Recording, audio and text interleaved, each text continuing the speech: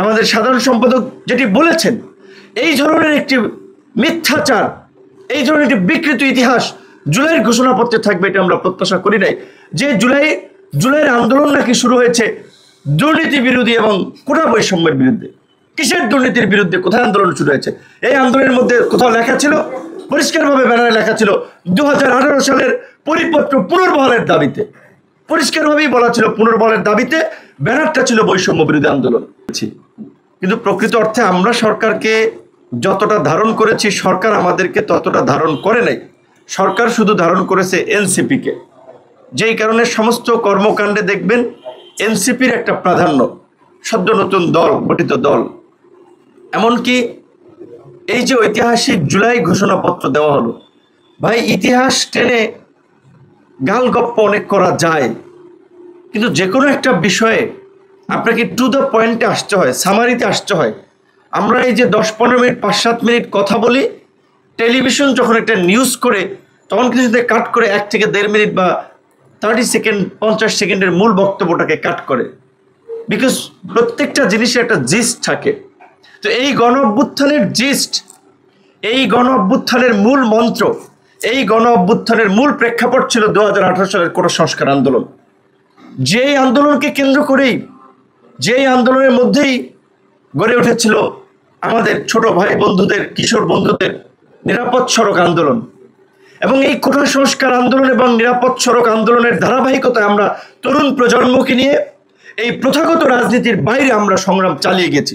এবং সেই সংগ্রাম থেকেই জন্ম নিয়েছে ছাত্র, যুব, শ্রমিক অধিকার পরিষদ, গণ অধিকার পরিষদ। সব মশার বিরুদ্ধে সুরক্ষা দিতে এলো বসুন্ধরা এক্সট্রিম অ্যারোসল, মশার বিরুদ্ধে এক্সট্রিম সুরক্ষা। এবং 2024-এ যেই আন্দোলন শুরু হয়েছে, আমাদের সাধারণ সম্পাদক যেটি বলেছেন, এই ধরনের একটি মিথ্যাচার, এই ধরনের একটি বিকৃত ইতিহাস জুলাইয়ের ঘোষণাপত্রে থাকবে, এটা আমরা প্রত্যাশা করি নাই। যে জুলাইয়ের আন্দোলন নাকি শুরু হয়েছে দুর্নীতি বিরোধী এবং কোটা বৈষম্যের বিরুদ্ধে। কিসের দুর্নীতির বিরুদ্ধে? কোথায় আন্দোলন শুরু হয়েছে? এই আন্দোলনের মধ্যে কোথাও লেখা ছিল, পরিষ্কারভাবে ব্যানারে লেখা ছিল 2018 সালের পরিপত্র পুনর্বহালের দাবিতে, পরিষ্কারভাবেই বলা ছিল পুনর্বহালের দাবিতে, ব্যানারটা ছিল বৈষম্য বিরোধী আন্দোলন। কাজী এই ধরনের উচ্চ শিক্ষিত লোক, জ্ঞানীগুণী লোকেরা একটা খসড়া আপনার দিবেন, সেই খসড়ায় একটা ঢাহা মিথ্যা কথা থাকবে, এটা আমরা প্রত্যাশা করেছিলাম। এই জন্য বলেছি মন গড়া ইতিহাস লেখা যায় না। আওয়ামী লীগ 71-এর যে ন্যারেটিভ বিনির্মাণ করার চেষ্টা করেছে, আমরা দেখেছি এই জুলাই গণ অভ্যুত্থান নিয়ে একটি গোষ্ঠী, তাদের মন গড়া একটা ইতিহাস বিনির্মাণ করার চেষ্টা করা হয়েছে। আমরা বিএনপি, জামাত এবং এনসিপির সুস্পষ্ট বক্তব্য চাই। আমরা যতদূর জানতে পেরেছি, এই ঘোষণাপত্র চূড়ান্ত করার আগে দফায় দফায় ফরমালি এবং ইনফরমালি বিএনপি, জামাত, এনসিপিকে নিয়ে বৈঠক হয়েছে। তাহলে বিএনপি, জামাত, এনসিপি এই মিথ্যাচার স্বীকৃতি দিয়েছে কিনা, কিংবা এই মিথ্যাকে ধারণ করে কিনা, আমরা সেটি জানতে চাই তাদের কাছে। যেহেতু আজকে প্রত্যেকটি দল আনুষ্ঠানিক প্রতিক্রিয়া দিচ্ছে, এই বিষয়ে সুস্পষ্ট তাদের মন্তব্য আমরা জানতে চাই। যেখানে আমরা বারবার এই আওয়ামী ফ্যাসিবাদকে নিয়ে সমালোচনা করি, মুক্তিযুদ্ধের এককেন্দ্রিক বয়ান নিয়ে আমরা সমালোচনা করি, তাহলে কেন আমরা এই জুলাইয়ের গণ অভ্যুত্থানের 1 বছরে আমরা শহীদদের সংখ্যা নির্ণয় করতে পারলাম না? কেন এই ধরনের একটা বড় ডিস্টেন্স, যেখানে জাতিসংঘ বলছে 1400, সরকারি হিসেবে 836, বেসরকারি হিসেবে কেউ বলছে 1000 খানেক, কেন এই ধরনের তারতম্য হবে?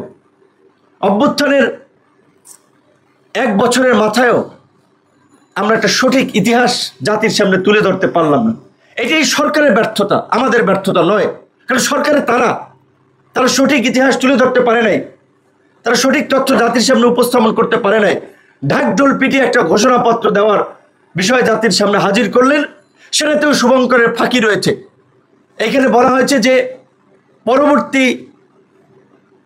নির্বাচনের নির্বাচিত সরকারের সংস্কারকৃত সংবিধান, তো তাহলে পরবর্তী নির্বাচিত সরকারের সংস্কারকৃত সংবিধানে যদি এটি অন্তর্ভুক্ত থাকে, পরবর্তী যদি সরকারি ডিসিশন নেয়, তাহলে এই আপনার জাতীয় ঐক্যমত্য কমিশনের নামে এই তামাশার কি দরকার ছিল? তামাশার তো কোনো দরকার নাই। আমরা প্রায় 2 মাস সমস্ত কর্মকাণ্ড বাদ দিয়ে পরিবারকে বঞ্চিত করে এখানে, মানে ওই যে অফিসের মতো, আপনার সকাল 11টায় আলোচনা শুরু হয়েছে, বিকাল 5টা, এবং শেষ দিকে আপনারা দেখেছেন 10টা 11টার দিকে আপনার আলোচনা শেষ হয়েছে। আমরা বারবার বলেছিলাম যেই সংস্কারগুলো নির্বাচনের আগে আইনি ভিত্তি এবং বৈধতা দেওয়া যায় সেগুলোকে বৈধতা এবং আইনি ভিত্তি দিতে হবে, এবং এই জুলাই সনদের ভিত্তিতে আগামীর বাংলাদেশ পরিচালিত হবে। যেই জুলাই সনদের কথা ঘোষণাপত্রে উদ্ধৃত থাকবে, কিন্তু ঘোষণাপত্রে জুলাই সনদের কথা উল্লেখ নাই। যখন বলা হয়েছে যে এই ডিক্লারেশন আপনার সংবিধানের সন্নিবেশিত থাকবে, সেখানে যদি এইভাবে বলা থাকতো যে এই জন আকাঙ্ক্ষার বাস্তবায়নে একটি জুলাই সনদ রচিত হবে, এই কথাটুকু যদি উল্লেখ থাকতো, তাহলে এই সনদের একটা স্ট্রং আইনি বৈধতা বা ভিত্তি থাকতো। সেটি হয় নাই। তাই আমরা পরিষ্কারভাবেই বলতে চাই যে আমরা যদি আজকে বিভাজিত অবস্থান নেই, তাহলে তো পতিত স্বৈরাচার এবং ফ্যাসিবাদ এবং তার দোসররা অট্টহাসিতে মেতে উঠবেন। তাই আমরা পরিষ্কারভাবেই বলতে চাই, এখনও যদি সুযোগ থাকে আলাপ আলোচনার মাধ্যমে এই জুলাই ঘোষণাপত্রের সংশোধনী আনা দরকার। এবং বিশেষ করে মূল বিষয় কি এই আন্দোলনে যে ভাই ব্রিটিশ বিরোধী উপনিবেশিকবাদ 47-এর আন্দোলন 71-এর মুক্তিযুদ্ধ গণঅভ্যুত্থানের প্রেক্ষাপট তৈরি করে নাই। 71-এর মুক্তিযুদ্ধের মধ্যে দিয়ে তো আমরা একটা স্বাধীন সার্বভৌম ভূখণ্ড পেয়েছি। এই জুলাই গণঅভ্যুত্থান হয়েছে তার অর্ধ শতাব্দী পরে। সেইখানে 71-এর মুক্তিযুদ্ধ, এই 47-এর আন্দোলন, অমুক তমুক, এই সমস্ত ইতিহাসের এত আপনার উদ্ধৃতি ঘোষণাপত্রে থাকার দরকার ছিল না। গণঅভ্যুত্থান হয়েছে গত 16 বছরের ফ্যাসিবাদের কারণে। 16 বছরে 3টি নির্বাচনে জনগণকে ভোটাধিকার থেকে বঞ্চিত করা হয়েছে, নির্বাচন থেকে বঞ্চিত করা হয়েছে। 16 বছরে একদলীয় শাসন কায়েম করার জন্য ধারাবাহিকভাবে যে ঘটনাগুলো ঘটেছে, এই সামরিক বাহিনীকে পঙ্গু করার জন্য পিলখানা হত্যাকাণ্ড, আলেমরা আমাদেরকে এই হত্যা করার জন্য শাপলা চত্বরের ঘটনা, এবং এর মধ্যে মোদি বিরোধী আন্দোলন, প্রাইভেট বিশ্ববিদ্যালয়ের শিক্ষার্থীদের আন্দোলন, এবং সবচেয়ে মোমেন্টাম তৈরি করেছে কোটা সংস্কার আন্দোলন এবং নিরাপদ সড়ক আন্দোলন।